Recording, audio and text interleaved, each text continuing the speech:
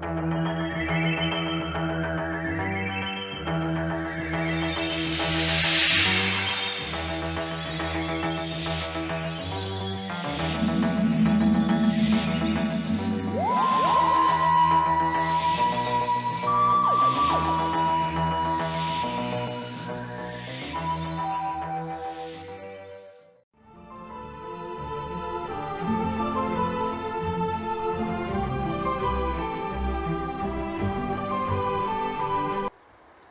Whovians and welcome to my latest Doctor Who review, where today I review Doctor Who, the Enemy of the World.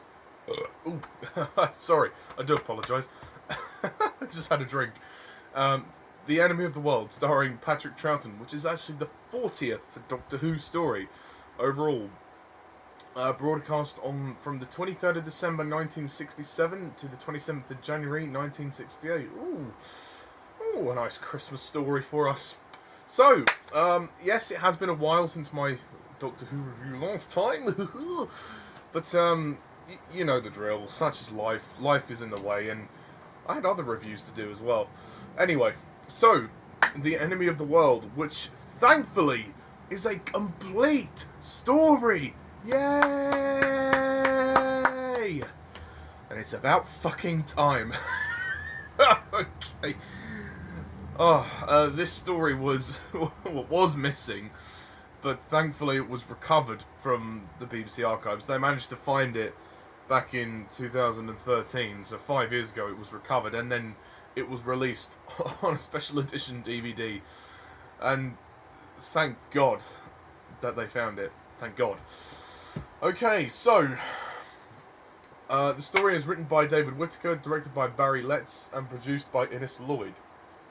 So, let's get to it. The basic plot of this story is that on Earth in 2018, which is ironic because this is the year. This story is very ironic in that sense, in that it's kind of convenient that I'm reviewing the story now, because we are literally in the year 2018 at the time I'm recording this.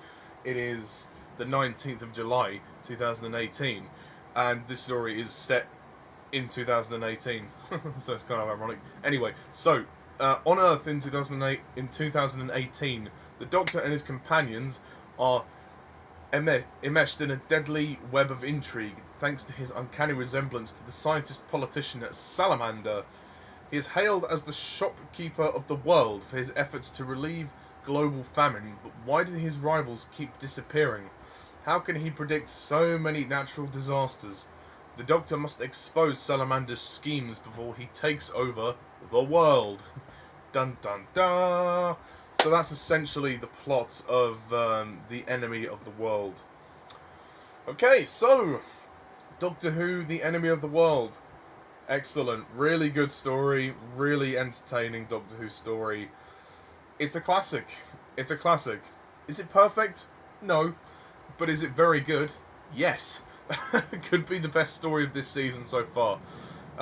This story has been highly praised by a lot of people, including my friends Jack McCulloch, Nicholas Payne and Alan Kalo. They all seem to like this story quite a lot, and I can see why. It's a very interesting story, and I really like the way they've written this story. The fact, I mean, obviously Troughton plays Salamander as well as the Doctor this time, so lol, they make a joke out of that. And they use that to actually advance the plot. The fact that the Doctor looks identical to Salamander means that Patrick Troughton has to basically play the Doctor with a Mexican accent, because he plays Salamander with the Mexican accent. So he's playing himself, impersonating himself with a Mexican accent. So it's kind of funny in that respect. You kind of look at it and laugh in that respect. But this story is quite serious. It is to be taken seriously. I like the story because it's very intriguing, and not everything is as it seems. As particularly with the character of Giles Kent, he turns out to be a bit of a prick. And Salamander himself, he's a great antagonist. I mean, Patrick Troughton gets to play the hero and the villain in this story, so it makes the story kind of interesting. And I think I think he has some great moments here, and it's interesting how he's basically kind of faked this whole thing. He's been using the people that he's captured to cause natural disasters, and this is all a big conspiracy, and it's all a big mystery, and it's revealed quite late in the day through a lot of characters. This story does have a lot of characters, and it is hard to keep up with a lot of them, to be honest. I mean, they have some allies, one of which is Astrid. She's a great character. She's this femme fatale, strong warrior who helps them in their quest to expose Salamander. The Doctor doesn't want to kill him. At first, they're trying to... Giles and everyone else is saying to kill Salamander, and of course Giles kills Salamander for one reason alone. But the Doctor refuses to engage in any violence. He just says, "No, I don't want to kill him. I just want to expose him. I want to ruin him, but I'm not going to kill him." Which proves how much the Doctor is against violence. I think the look of the story is great. The sets and production design are fabulous. Particularly the underground stuff as well. That's really cool. I do think there are a bit too many characters in this story. Sometimes it can be hard to follow. I mean, the introductions to Colin and Mary, who are the two kind of young main people that we focus on underground. I mean, they're okay. They don't ultimately contribute very much to the story, but they're okay. I guess to have somebody to relate to who's underground.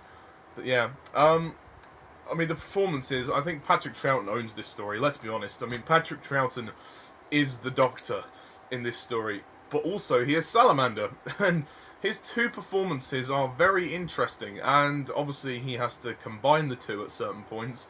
And it's particularly interesting when he has to face off with himself, lol, at the very end, you know what I mean? Wink, wink, nudge, know what I mean? And the ending of the story is pretty dramatic. I mean, it's quite abrupt, but it's very dramatic, in a good way. Frazer Hines is great as Jamie, and so is Deborah Watling as Victoria. I do feel that they kind of get underused, though, in the story. They're not in the story as much as I would have liked them to be. They kind of get captured, and then we just kind of forget about them for a bit. I don't know whether this is to do with the actors wanting a holiday, but I felt that their roles in the story weren't as big as I would have liked them to be. I think that the story, I think it's very good. It's a very well written story. One of the best scripts of the season.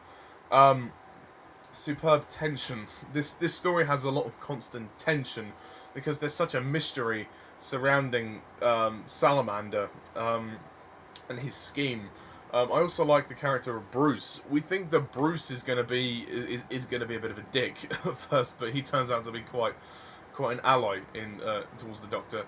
There's that other sort of military captain. What's his name? Bregan. I think his name's something like that. People who've seen the story will know who I'm talking about. The skinny guy. Yeah, he was cool. He was cool, I guess. Again, like most of the other stories in this season, the Enemy of the World suffers from being too damn long. I'm sorry, but 6 parts is a bit long. I think reducing it to 5 would have been the best option here. There are times that the story, because the story throws you in straight away from the first episode.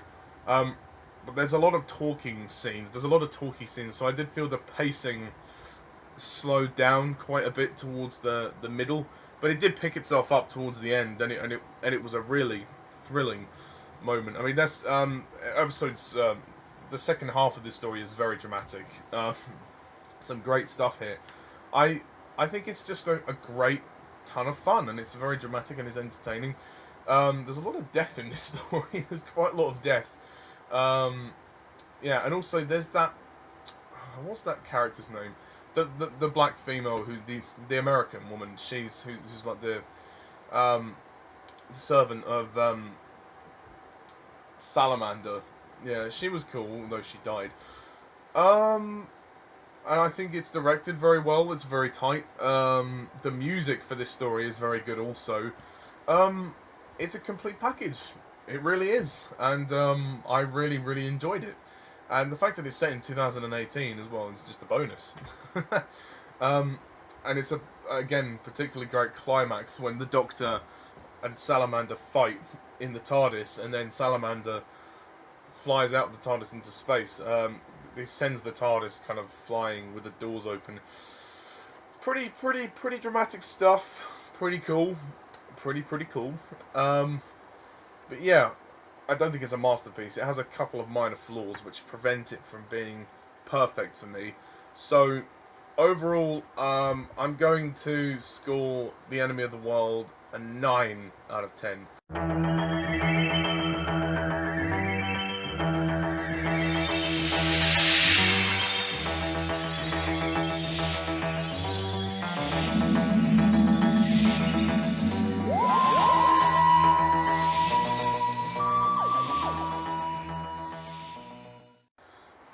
Oh, and I forgot to mention, the story is set in the outback of Australia. I could have done my entire review with this accent, but I didn't want to be too distracted, you know what I mean? Didgeridoo, Doctor. Didgeridoo. Okay, I'll stop talking like that. So, yeah, that's pretty much my review of Enemy of the World. So, next time on Doctor Who Review, we are going to be reviewing The Web of Fear. Dun dun dun! So, stay tuned for that. So, thank you guys all for watching. Do you agree with my opinion, or do you disagree? Please comment down below and let me know. Stay tuned for my Web of Fear review, and until then, thank you guys all for watching, and as always, I'm Mr. TARDIS11. See ya.